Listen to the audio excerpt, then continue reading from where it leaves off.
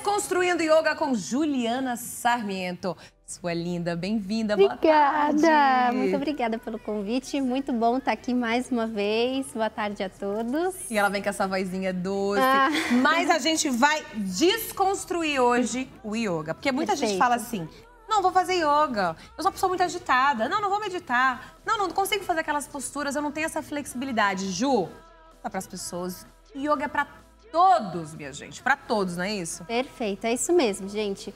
Meu propósito é levar para você que o yoga é sobre presença. O yoga não é sobre a gente ficar de cabeça para baixo, sobre ficar meditando horas. O yoga é sobre a gente se conectar com a nossa essência, criar um autoconhecimento, saber quem nós somos. O yoga é sobre a gente entender que nós temos que ser o mestre da nossa mente, não os escravos da nossa mente. E a gente vive tanto numa sociedade que a gente fica ansioso, muito no futuro, angustiado, muito no passado. O yoga nos traz momento presente para a gente entender que isso são só pensamentos e que a gente consegue observar esses pensamentos. Então, eu até gosto de falar que é como se fosse uma camada de uma cebola. A gente vai tirando as camadas da cebola conforme a gente vai praticando o yoga, para se conhecer. E é um processo evolutivo, né, Ju? Por exemplo, são os desafios que você pode se propor diariamente, né? Por exemplo, hoje eu vou fazer essa postura. E as posturas, gente, é incrível. Eu posso falar, eu adoro yoga, né? Elas vão mexendo com a gente. Porque quando você faz uma postura, você mexe com chakras, com aquele lugar que tá congestionado. Isso. É incrível. Tem umas posturas de abrir o peito, assim, quando você tá angustiada, né? É do povo que fala. Como fala a postura de abrir o peito, assim? Essas... A gente tem diversas. A gente tem a postura do camelo, que é uma postura que a gente leva as costas para trás, abre o chakra cardíaco. Como a Gi falou, o yoga, a gente não faz simplesmente movimentos, não é uma atividade física. Sim. São posturas psicofísicas. Então, a gente mexe corpo, mente e espírito. Por isso que a gente vai harmonizando o nosso corpo sutil, que é onde ficam os nossos chakras, nosso corpo emocional. Então, a gente... Sabe que vou ter que te passar essa bola, porque pra gente parece ser normal o que é o chakra, onde são chakras. Claro. Ju, gente, daqui a pouquinho a gente vai fazer todas essas posturas de abrir o peito, que acalma, que traz paz.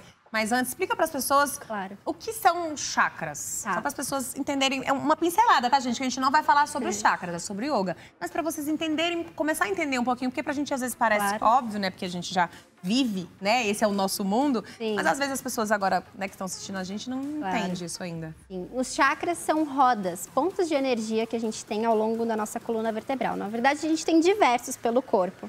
Mas os 7 principais, eles ficam ao longo da nossa coluna vertebral. E através deles a gente recebe e capta energias. Então, às vezes, os chakras podem estar bloqueados e aí você pode estar sentindo algum sintoma no seu corpo. Então, a gente tem chakra que é responsável pelo nosso corpo físico, tem chakra que é responsável pela nossa autoestima, tem chakra... Qual que é da autoestima, Ju? Cardíaco, que é o nosso coração, do cansaço, né? Também? Por exemplo, tô cansada. Eu trabalho o quê?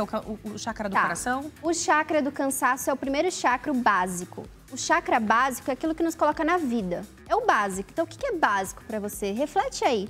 O que é básico na minha vida para me sentir vivo, para me sentir presente? Às vezes, quando a gente está muito desanimado, se a gente não está conseguindo praticar atividade física, não está conseguindo fazer algumas coisas, é porque a gente precisa entender o que não está nos colocando na vida. Então, normalmente, esse cansaço vem do chakra básico, que é responsável pela cor vermelha. São 4 dedos abaixo do umbigo, é isso? Me corrija. 4 dedos abaixo do umbigo é o esplênico. Gente, eu tô muito... incrível, eu ia dizer F. Ainda bem que eu controlei o meu F, viu, gente? Isso é muito controle emocional.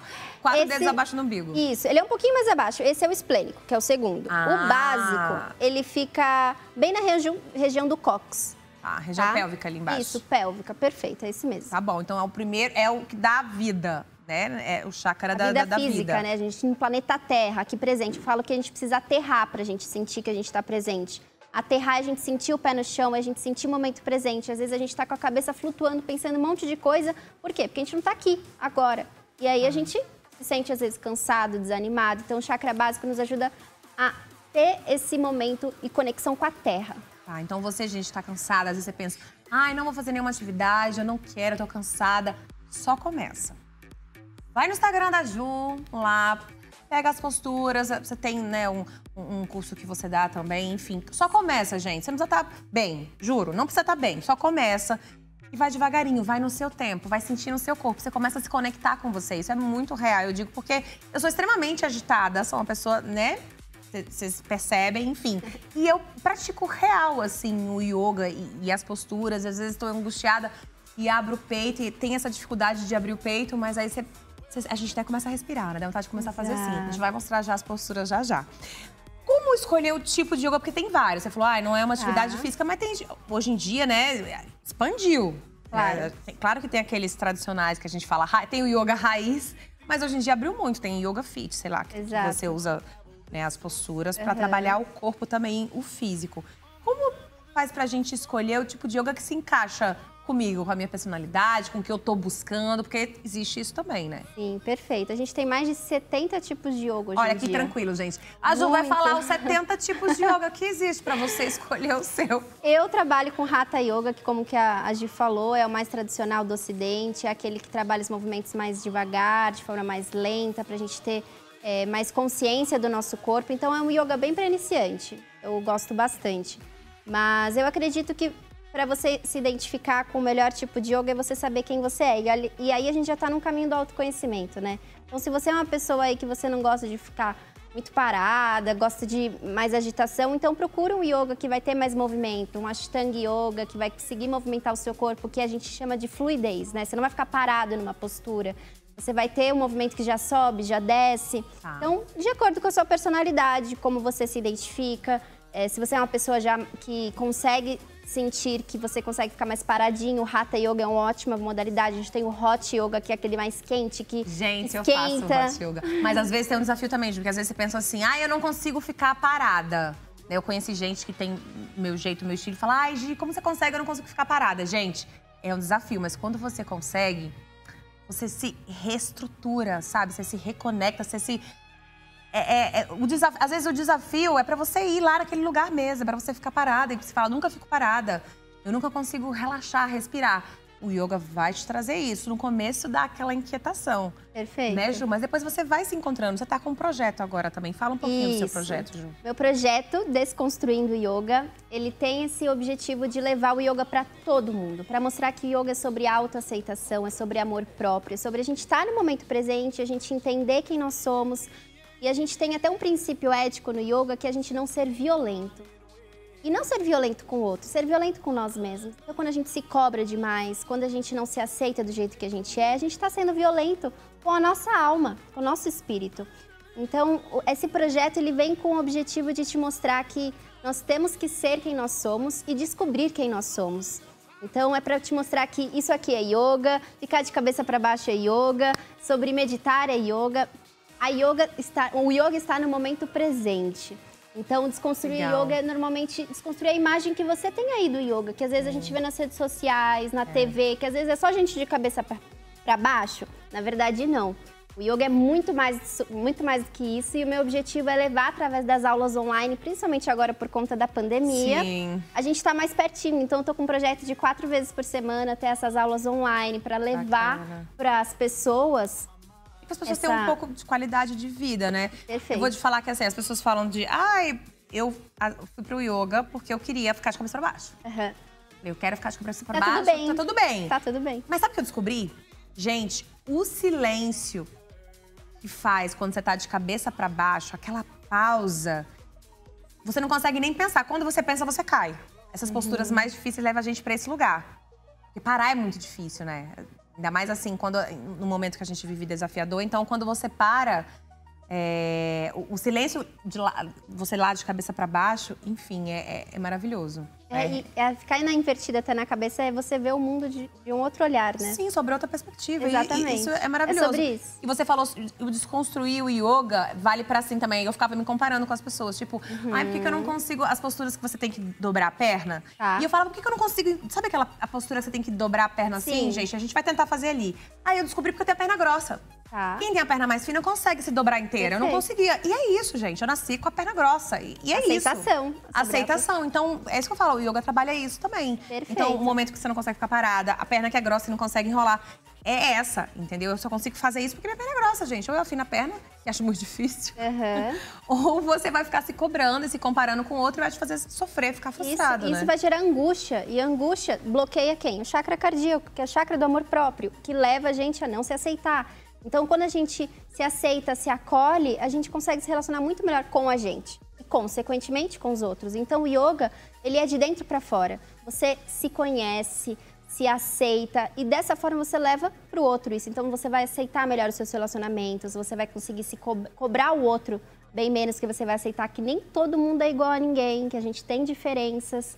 Então, é um processo muito lindo da gente entender quem somos nós. Então, se você já fez essa pergunta, principalmente agora em pandemia, que eu acredito que deve ter dado um choque para todo mundo. Se não fez, faça agora, a gente aproveita, porque não tem outro jeito, vai ter que se conhecer.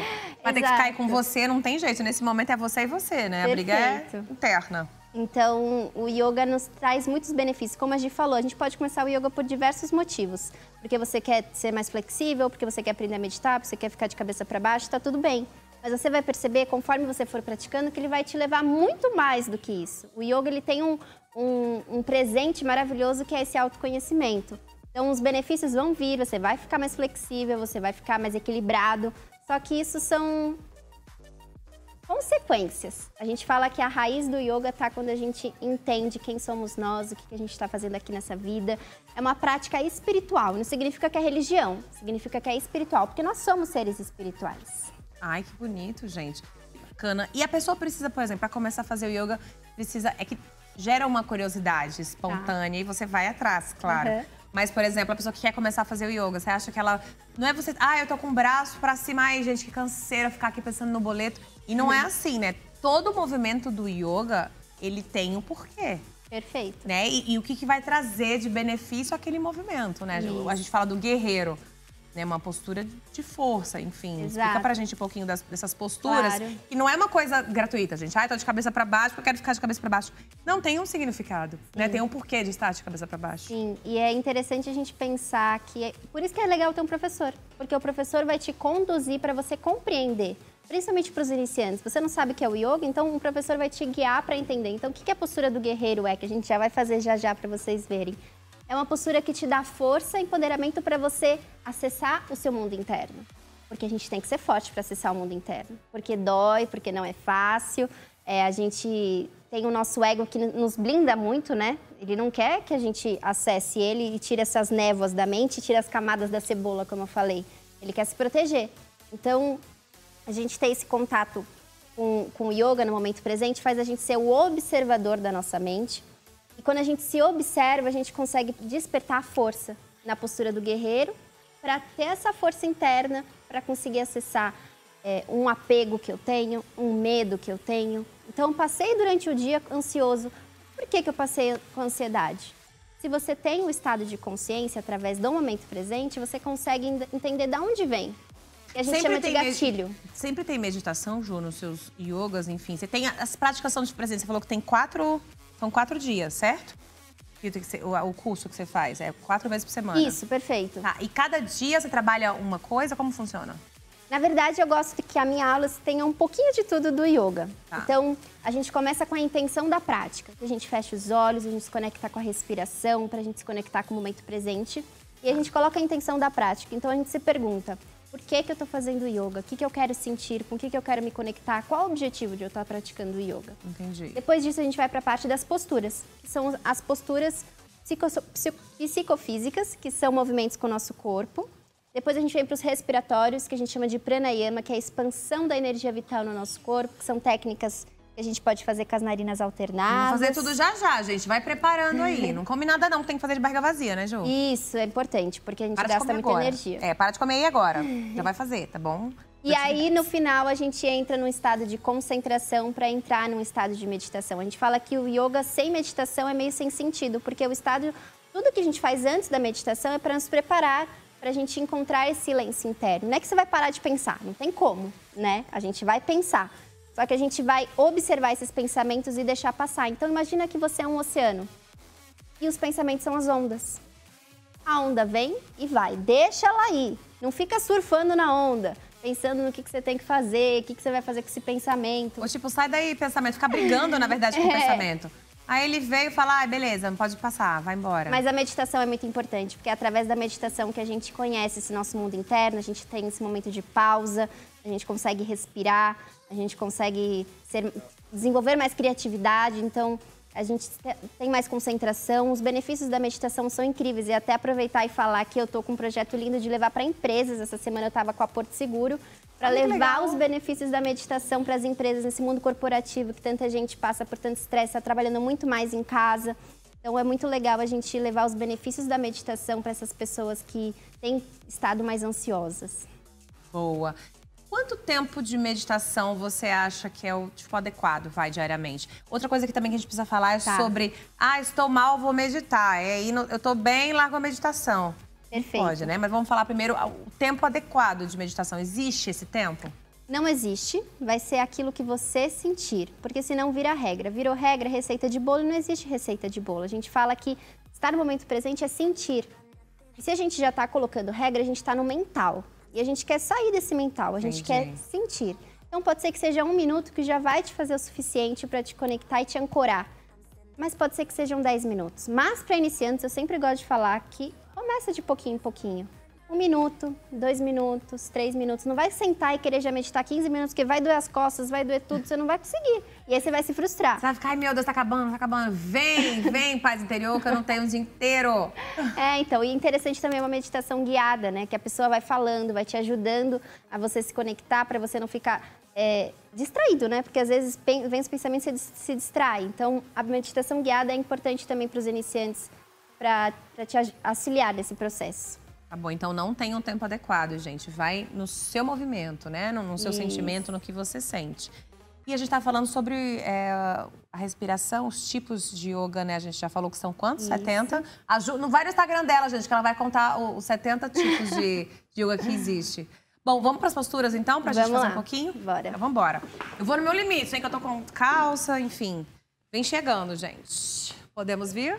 Vamos no ritmo mais lento, né, Ju? Yoga para todos. Criança também pode fazer, não pode? Criança, claro que pode. Criança fica um tempo menor? não? A gente vem combinando agora que gente. Combinadinha, a gente não combinou, hein? Criança, acredito que não. Quantos anos pode começar a fazer a meditação? E o yoga, né? A gente fala que a partir de uns 6, 7 anos a criança já tem um pouco mais de noção. Não é que menos do que isso não pode, mas é que ela tem um pouco mais de compreensão da vida, né? Mas se você falar, minha filha tem 5, tá? Você fala assim, tá nervosa, Pietra, como é que você faz pra acalmar ela? Olha o exemplo da mãe, é isso. As crianças, elas são o espelho dos adultos, né? Então, com certeza, se a filha da Gi faz isso, é porque a mãe faz isso. Então, ela aprendeu com você. Eu ensinei pra ela respirar. Mas vamos lá, meu povo, vamos lá, vamos acalmar essa mente. Vamos do guerreiro primeiro? Bora. Em homenagem a Robertinha, que está nos deixando hoje, maravilhosa. A gente tem 3 posturas do guerreiro. A primeira que a gente fala, então a gente vai fazer assim, vou fazer de frente pra vocês. Faz de frente também pra mim. Eu já vou ficar aqui fazendo assim, ó. Tá errado. A gente coloca um pé pra frente e um pé pra trás. O pé de trás, ele vai abrir um pouquinho pra fora, tá? O desafio é, estamos de salto. Estamos de salto. Abre os seus braços, traz os seus braços pra frente e a gente vai flexionar o quadril e o joelho. Sentiu que está desconfortável? Afasta um pouco mais a perna de trás. O meu pé fica de ladinho assim? Isso, de trás fica de ladinho. Tá. Importante, o osso do quadril tá de frente para os seus braços. Tá. Então, no primeiro guerreiro, a gente está aqui trazendo a força do quadril, das pernas, ancorando e trazendo essa força de baixo para cima, que traz essa força interna para a gente olhar para o nosso mundo interno. Segundo guerreiro, a gente abre, ó. Abre os braços e abre o quadril também, ó. Quadril abriu. Percebe? E vai sentir queimar. Tem gente que fala assim, nossa... Queima! Essa postura é pra quê, Ju? Pra gente trazer essa força interna e pro nosso corpo, parte da coxa, do joelho, do tornozelo. E o terceiro guerreiro já é uma postura de equilíbrio. Então a gente fecha. Agora a gente tem que ir um pouquinho mais longe. A gente vai fazer assim, ó. Como se fosse um avião. Pra criança é super divertido. Um salto? Que maravilha, olha o equilíbrio delas. A gente sobe a perna. E sempre manter um ponto fixo. Se você fecha o olho, seu grau de dificuldade vai aumentar muito. Olha a Gi, gente! Nada como praticar, né? Brasil!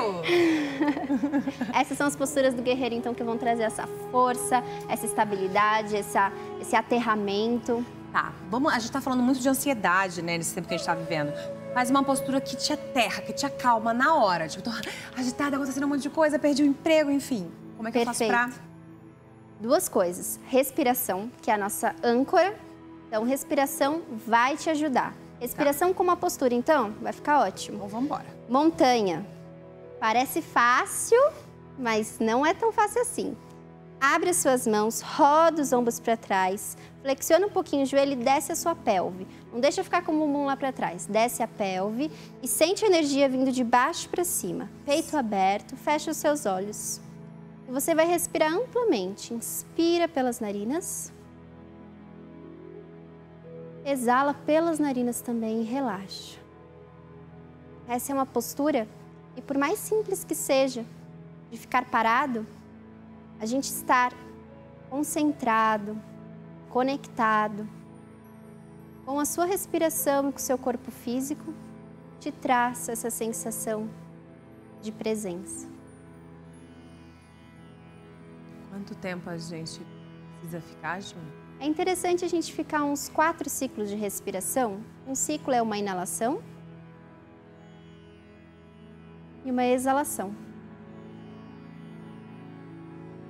Inspirem. Exalem. Inspira. Exala. Já vai percebendo como seu corpo está acalmando. Só a voz dela já dá uma paz. Ótimo.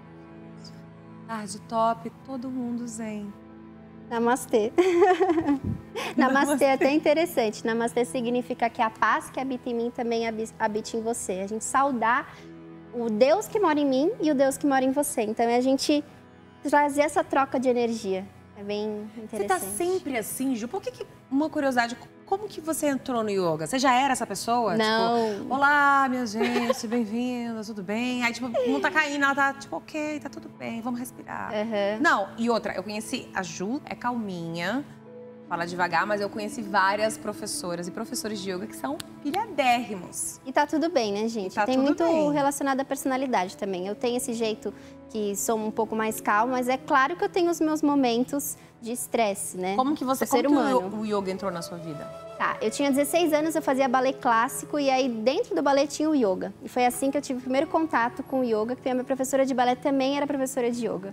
E aí ela trouxe pra gente. Ah, e tem tudo a ver, né? Você pensa que a respiração é você prende aqui, né, a barriga, enfim. Foi bem interessante. E aí através disso eu comecei a estudar, porque começou a me interessar muito. E por que eu comecei a estudar? Porque eu desenvolvi síndrome do pânico, com 16 anos. Você, garota! Gente, 16 olha anos. que impressionante. E aí você foi estudar yoga pra curar isso. Exatamente, eu comecei a fazer Chegou a terapia. tomar remédio, Ju? Desculpa Nunca te cheguei, interromper. nunca cheguei. E principalmente porque eu sempre tive muito essa busca pelo conhecimento. Então, o conhecimento me libertou de não chegar no medicamento, mas foi quase que eu entrei numa depressão, viu?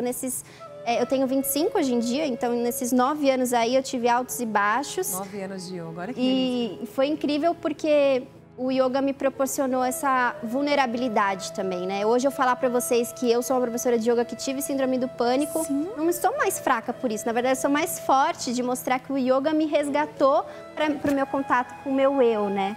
Então, linda. Eu me curei de uma síndrome do pânico sabendo que eu não era aqueles pensamentos que me atormentavam. Tá Eu sou uma consciência divina e você também. Então, vem desconstruir o yoga, porque o yoga é para todo mundo. Boa, Ju! Parabéns. Seus contatos, para quem Gratidão. quiser te acompanhar, ter as suas Tá. aulas online. Muito obrigada. Gratidão. Namastê. Seus Namastê. contatos. @desconstrui yoga é o meu objetivo, desconstruir o yoga aí para você. A gente está fazendo aulas online de segunda, terça, quarta e quinta, no período da manhã e da noite. Se você tem interesse, entra no meu Instagram. Também tem meu canal no YouTube, que é o Desconstrui Yoga, para você ver mais vídeos de aulas práticas, de aulas teóricas, sobre autoconhecimento. E você vai ter um pouquinho mais dessa troca de energia comigo. Boa, Obrigada. garota. Gratidão. Gratidão. Bom, minha parte fica por aqui. O meu beijo pra vocês. E agora fiquem com as notícias com o Luciano Fatioli. Ah, não! Que isso? Cozinha vazia, fogão vazio? Ai, meu Deus do céu, não. Abrir com essa imagem me deixa triste. A pancinha fica roncando. Ei, pessoal, tudo bem? A sequência do nosso Tarde Top, hein? Primeiro, somente hoje, não vamos ter gastronomia. Mas, se essa é a má notícia, que assim eu considero, nós vamos ter no lugar da gastronomia outros 2 assuntos bem legais. Um deles é a questão da Previdência. aquilo que temos direito e que normalmente não recebemos, que é fato comum, infelizmente, não é? Por isso, doutora Patrícia Evangelista, que já esteve com a gente por várias oportunidades, importante advogada previdenciária, hoje aqui nos visita. Doutora, tudo bem? Boa tarde. Olá, boa tarde a todos. É um prazer imenso estar de volta. É, só um detalhe, no dia que vem a doutora não tem nada para oferecer, a não ser uma aguinha, mas que é bom que refresque e tal, né? É bom que assim eu mantenho a silhueta. Ai, doutora Patrícia. Bom, eu tenho a ficha aqui, como a gente fala, que a Jaque Pitiolinha, nossa menor aprendiz, que a nossa Andréa Macarian, já me passaram com algumas perguntas oportuníssimas e importantes. Daqui a pouco eu vou ao telão. O telão ali que tem o logo do nosso Tarde Top com outras perguntas. Mas a primeira que eu quero saber e perguntar é: com o novo reajuste do salário mínimo, doutora, o que mudou? E aí um desdobramento, né? E como contribuir para a Previdência Social? Quem nos vê ali quer saber. Na verdade, todo ano, né? Quando o ano muda, o valor da contribuição do INSS também é alterada. Tá. O salário mínimo passou para R$ 1.100 e o valor do teto máximo também foi alterado pela Previdência. Isso é sempre alterado uma vez por ano. Ou seja, toda vez que aumentou o salário mínimo, aumenta o que devemos contribuir. Exatamente. Na mesma proporção? Na mesma proporção, menos. na mesma proporção. Né? O que a gente tem que explicar é o seguinte: na Previdência Social nós temos praticamente dois regimes. Nós temos o regime geral e o regime simplificado. Vamos lá, o que é regime geral? O regime geral é aquele que compõe todos os segurados comuns. Tá? E aí a Previdência, alguns anos atrás, ela quis trazer aquelas pessoas que estavam na informalidade, que não conseguiam contribuir o mesmo valor que contribuíam antigamente, porque isso pesa muito no orçamento. Então, deram o direito para que as pessoas pagassem um percentual menor, que pode ser de 11% ou 5%, e ter direito a benefício previdenciário. E isso faz com que, quando muda o salário mínimo, essa contribuição também muda. Então, vamos pegar o seguinte. No regime geral, você paga 20%. Então, se é R$ 1.100, a contribuição passou a ser R$ 220. Perfeito? Perfeito. Se você paga nos 11%, vai ser 121. E se você paga nos 5%, passou a ser 55. Aí, só para explicar, quem paga pelo mínimo, no caso, estou usando esse termo mínimo, é 5%. Pô, que bom, hein? Paga um pouquinho, mas também lá na frente vai ser também isso, né? É que essas pessoas, elas precisam ter um cadastro no CRAS. O que é o CRAS? O CRAS é um órgão da prefeitura, tá? Que faz a composição das pessoas que são consideradas segurados de baixa renda. Tá? Que tem de ter, no entendimento da Previdência, uma renda de até quanto? Então, é que ela vai alterando, mas é um valor bem pequeno. Sim. Você se enquadra naquela situação, se inscreve e pode verter contribuições no valor de 5%.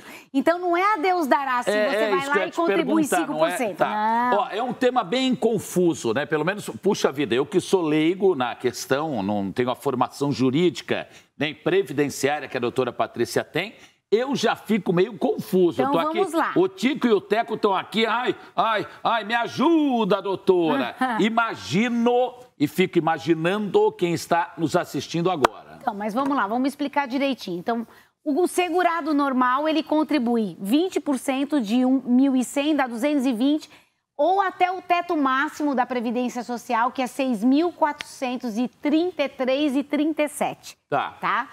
Aí, o que acontece? Ou ele pode recolher entre 220 até o máximo, que dá 1.200 e parapapá, que eu não lembro os centavos. Tá? Olha, eu sou prático pra caramba, doutora. Vou falar o seguinte, daqui a pouco, como sempre, ao final desse papo, a doutora vai passar seus contatos, que eu acho que é o melhor para o pessoal tirar toda e qualquer dúvida, mas tudo bem. Vamos lá. Então, a gente pode fazer, a pessoa que é segurado comum paga entre 220 até 1.200, que é o máximo.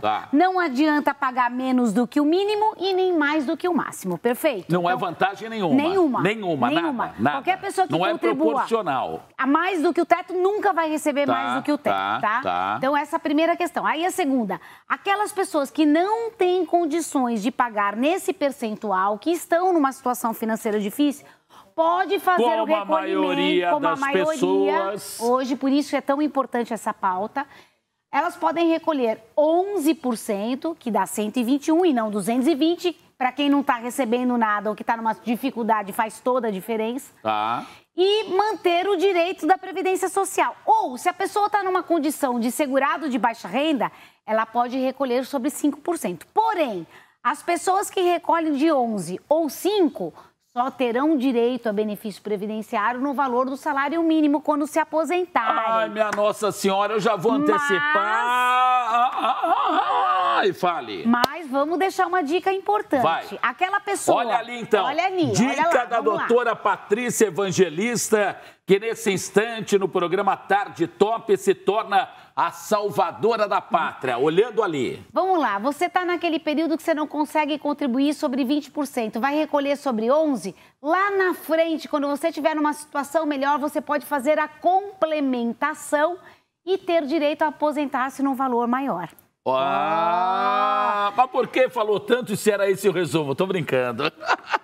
Doutora Patrícia, vou lhe convidar. Vamos ali, vai indo ali que eu só vou fazer um agradecimento. Rony, vem cá enquanto a doutora Patrícia vai ficando ali ao lado do telão e a Jaque vai orientando onde ela deve ficar. Olha só que linda orquídea que eu recebo do Roberto Rabelo. Alô, Roberto Rabelo, um profissional da área de paisagem, de flores, um florista, um floriculturista.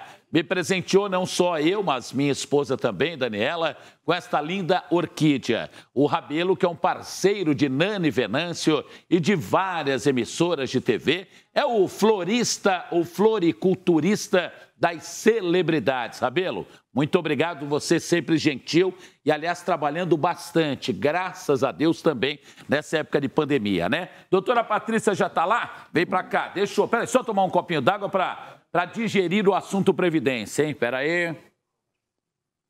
Saúde, hein?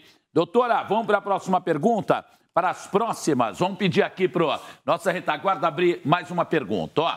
Quais foram os efeitos da pandemia na Previdência Social? Ih, lá vem, hein? Inúmeros, porque muito desemprego, menos pessoas contribuindo, né?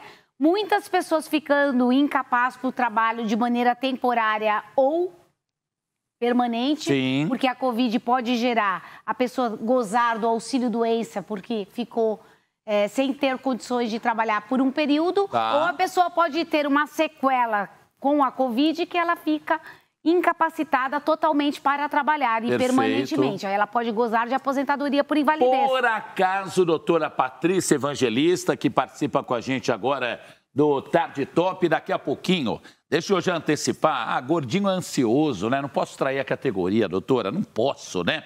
Daqui a pouquinho eu vou bater um papo bem legal com Luiz Alberto Beig. Ele vai falar de cuidados com nossos cães quando vamos para um novo lar. Porque tem, né? De repente o nosso querido amigo lá não gosta da nova casa, do novo sofá, sei lá, do barulho da rua, não sei. Então, quais cuidados devemos ter para você que tem seu pet? Todo mundo tem, não é? Todo mundo tem um animal de estimação, não é? Quais cuidados devemos ter é o assunto na sequência, nessa parte do Tarde Top. Muito obrigado, viu? Muito obrigado mesmo. Essa questão, já tem algum caso, por acaso, de pessoas que tiveram sequelas de Covid, e de repente conseguiram uma aposentadoria, conseguiram algum benefício mais do que justo junto à Previdência? Já te tem notícia, não? Olha, poucos casos administrativamente perante a Previdência, mas alguns casos no Poder Judiciário. Dá para a senhora explicar como é que foi? Então, eu tive principalmente um caso que a pessoa ficou com um problema neurológico em função da Covid-19, que incapacitou essa pessoa. E aí o INSS concedeu o auxílio-doença por um período, cortou o benefício, nós tivemos que entrar com uma ação judicial reivindicando o restabelecimento do auxílio-doença e a conversão em aposentadoria por invalidez. A pessoa foi submetida a uma perícia judicial, né, por um perito nomeado pelo juiz, que não tem interesse na causa, é imparcial, equidistante, né?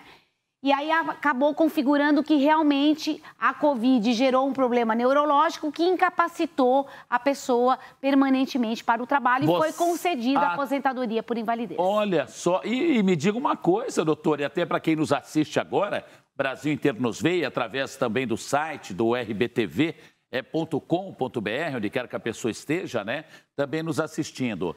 Normalmente a justiça, isso é uma opinião minha, não é? Normalmente a justiça, não sei se a doutora Patrícia ficou sabendo, teve uma corrida, né, pedestre, né, corrida. E aí correu a justiça e a tartaruga. A tartaruga com a pata enfaixada, ela meio manca. Então a tartaruga que já é meio lenta, ela estava mais lentinha ainda porque estava manquinha, né? Pata estava, puxa vida. E assim mesmo a tartaruga ganhou com 2 voltas de vantagem da justiça brasileira. Olha só uma informação que eu estou dando para quem não sabia, né? Mediante este exemplo, ironizando, óbvio, meu Deus do céu, isso entra para a história, porque foi recorde a resolução, a resposta. Foi, porque na verdade o que está acontecendo, né? Os processos federais contra o INSS, eles tramitam de maneira digital, tá? O que pode ter ficado parado os processos durante esse período de pessoas que estavam reivindicando incapacidade é porque não conseguiam ser submetidas à perícia judicial. Ah, tá. Até por conta da greve dos peritos? Exatamente. Estava suspensa e aí não podia fazer presencialmente. Tá. Mas tirando isso, os processos, por incrível que pareça, correram bem nesse período da pandemia. Porque por mais que os funcionários públicos estivessem trabalhando em home, os processos foram dados continuidade. Quanto tempo a partir da entrada que a senhora deu nessa reivindicação e a resposta? Eu dei entrada, logo 3 meses depois já foi marcado a perícia, a pessoa foi submetida... Começo ao final, quanto tempo? Um ano, menos de um ano. Tá louco. Aleluia, Senhor! Aleluia, Senhor! Já que estamos... em época de religiosidade, não é? Aleluia, Senhor, até que veio rápido, né? Doutora Patrícia, uma outra questão. Só para a gente... Sim. Não...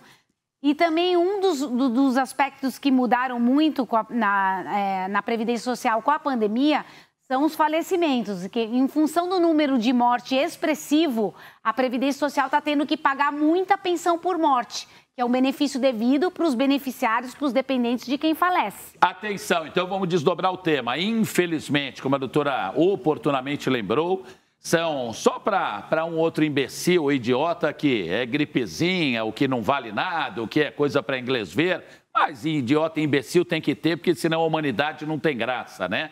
Então eu lhe pergunto, em função dessa pandemia mundial, nesse caso da previdência por morte ou do benefício por morte, quem tem direito desse benefício a partir da pessoa que vem a falecer? Somente filhos, esposa tem, companheira tem, amante tem, que eu sei que é muito caso na justiça que vira assim, como é que é? Então, na verdade, na primeira linha de dependência estão os filhos de até 21 anos. Filhos, é um casal.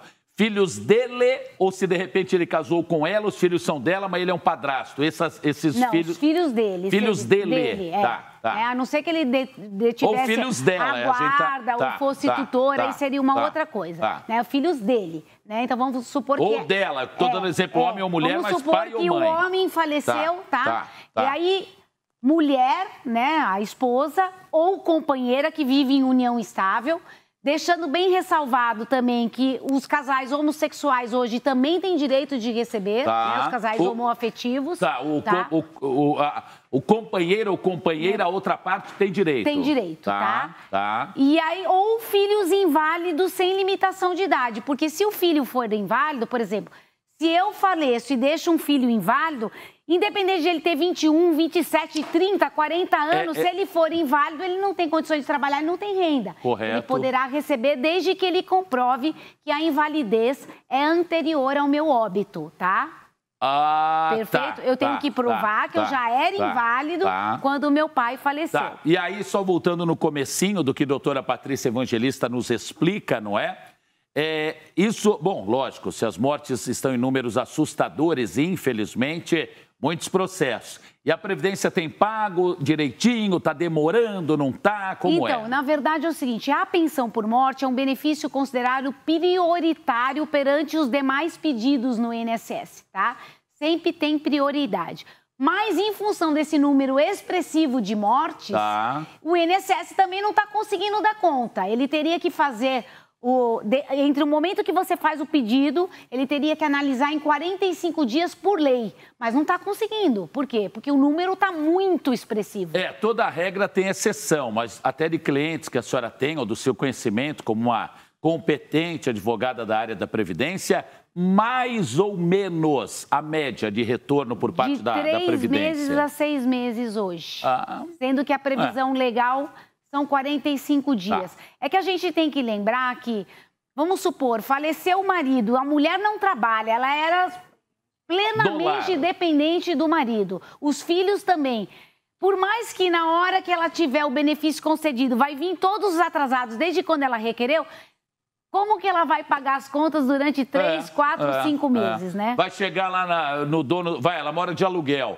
Vai chegar lá no dono da pessoa, da casa que ela mora.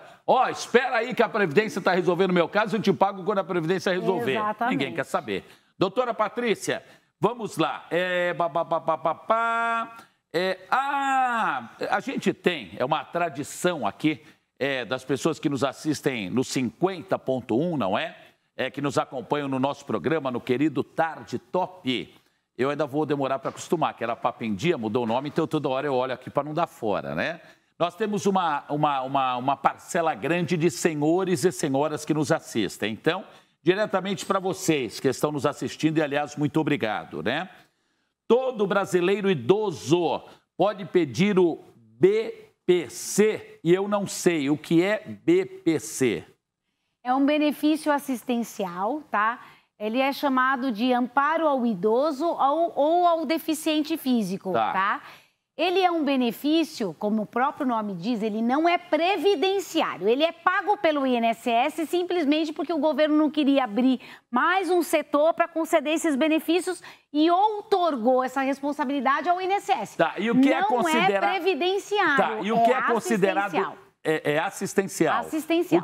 O que é não? Qual é o limite de idade que a Previdência considera idoso? 65 anos. 65 mais. Tanto para o homem quanto para a mulher. Perfeito. E desde que essa pessoa não tenha uma renda, porque é um benefício devido, na acepção jurídica do termo, para as pessoas pobres, na acepção jurídica do termo. É aquela pessoa que não tem condições de sobreviver. Então, é uma ajuda de custo do governo no valor do salário mínimo, não transfere para herdeiros, no caso de falecimento. Não é uma aposentadoria, é uma ajuda assistencial, é o termo correto? Exatamente, é o termo correto. É um amparo assistencial. Tá? Todo e qualquer idoso que nos assiste agora, que vive em situação de dificuldades financeiras, por favor, não se ofendam com o que eu vou falar. Eu sou muito prático, aliás, prático até demais. Beirando a miséria, seria isso? Quase? Exatamente. Essas pessoas têm direito. Pobreza na acepção jurídica do termo mesmo. Não tem como sobreviver. Em que a renda familiar é inferior a 1/3 do salário mínimo. É muita pobreza, né? Então, aí a pessoa terá direito de requerer esse benefício. Perfeito. E é junto ao INSS. Doutora, vamos fazer o seguinte. Lógico que a gente teria inúmeras, dezenas de perguntas, mas eu quero que a doutora Patrícia Evangelista volte por outras oportunidades aqui em nosso programa para a gente continuar explicando, orientando, principalmente a senhora, mas desde já, o que é mais importante, seus contatos, para que as pessoas que estão nos assistindo, poxa, mas eu ainda fiquei com dúvida nisso, naquilo, não sei o quê, olha, eu preciso de uma advogada, de uma orientação. Serviços profissionais da doutora, como as pessoas podem saber e acessar? Olha, o meu Instagram é Patrícia Evangelista Oliveira, tá? E o meu e-mail é sosprevidenciario@uol.com.br. Aí a pessoa encaminha a sua dúvida e assim que a gente vai conseguindo, a gente vai respondendo a todos os questionamentos e todas as perguntas que são encaminhadas. Ótimo! Doutora Patrícia... Ela, até no começo, até acho que foi antes da gente começar o programa, ela falou, tomar só água, não vou comer nada assim para manter a silhueta. Não, falou no ar até, eu vou falar uma coisa, ela é no tamanho certo de competência e de orientação, isso é que vale. Muito obrigado, hein? Eu é que agradeço por essa oportunidade e parabéns por essa prestação de serviço público, isso é muito importante. É legal, né, doutora? A gente tem uma característica aqui na casa de normalmente orientar e isso é bom demais, né? Vamos fazer o seguinte, eu vou falar, olha, a hora, já que eu quero falar, eu vou falar. Ih, meu relógio parou, não tem jeito. Então eu vou fazer o seguinte, a hora eu vou ficar devendo agora, mas falo só o termo, olha a hora. Depois do intervalo, Tarde Top tem sequência, eu vou falar de pets. Todo mundo tem um animal de estimação, não tem? É um assunto que todo mundo gosta, não é? Então, demorou, é do que nós vamos falar. Até já, pessoal.